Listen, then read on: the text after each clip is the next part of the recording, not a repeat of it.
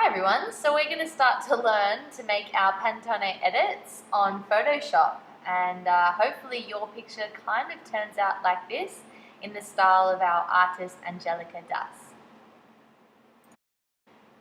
Okay, so we're going to start to edit our photo that I've downloaded into the downloads folder. So open up my Photoshop and I'm going to go File and open up this image that I've got in the computer, in the MacBook now.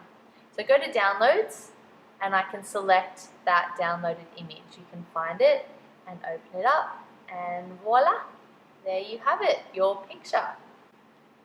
So now what we need to do is, I'm looking at the picture and it just looks a little bit dull. I want to brighten it up so I can see my skin tone clearly and brighter.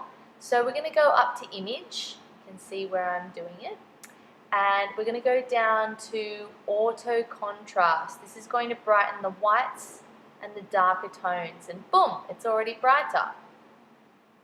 So now I can start selecting the skin tone color. So I take the eyedropper tool, which is over here, and we've decided, just like Angelica does, to select it from the tip of the nose. This is a brighter part of the skin, and it's not a part of the skin that's shaded. And you can see down here in the bottom left corner the little swatch box that has it, and all these numbers show up here. But we're going to go to Color Libraries, and look at that, you can see the Pantone code of your skin color right there. There's a little box that tells it to you there, and this is my skin color tone, which is pretty cool. So now we're ready to start adding and changing our background to our skin color tone. So this is called your Magic Wand tool. When I right click with my right clicker, you can get other options, but we just want the Magic Wand tool. And we can then left click on the background and you can see that it's selected. I can try and select different parts. Some parts might not be selected with the Magic Wand.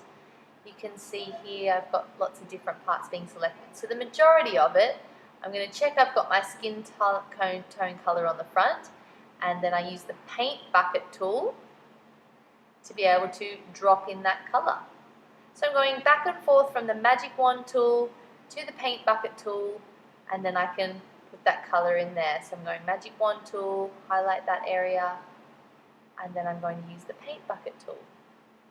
Okay, next step is adding our little box underneath with the name of our Pantone.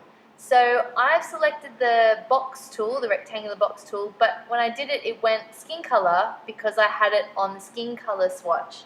So all I did was switch that over and I was able to draw that across the bottom of my image.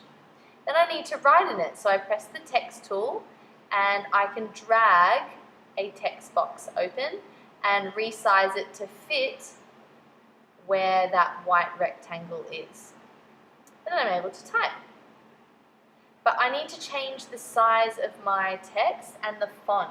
So yours is going to be the same as mine. So I'm testing here, you can see I'm experimenting with 72 points, which is the size of my font.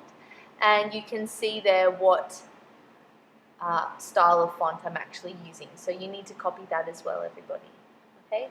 And then also I need to kind of resize or margin in my box a little bit, because when I use the left index, it goes right to the side of the image. We want to bring it in a little bit. So can you make those adjustments as well to suit the same as mine? Okay. And then I need to remind myself what my skin color label was. So I just clicked on the swatch and went back to Color Libraries as well.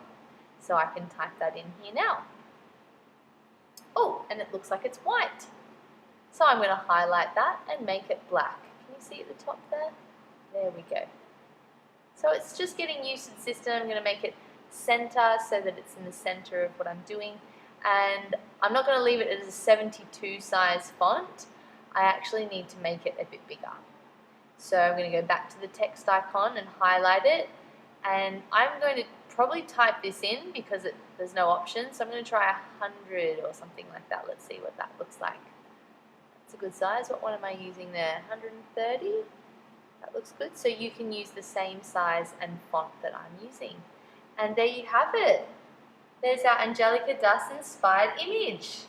And we can look up, make some little touch-ups when we're ready, swap the swatch back over, use the paintbrush tool, See, I didn't swap it over, so swap over there, and then you can make those changes. So good luck everybody, and have fun, and I think you're going to be pros at this. Photoshop pros. Alrighty, so our next step now is to save our finished editing photo. So we're going to go File and Save As. When we save as, we're going to save it as a JPEG file. So let's do step 1. Let's save as the name.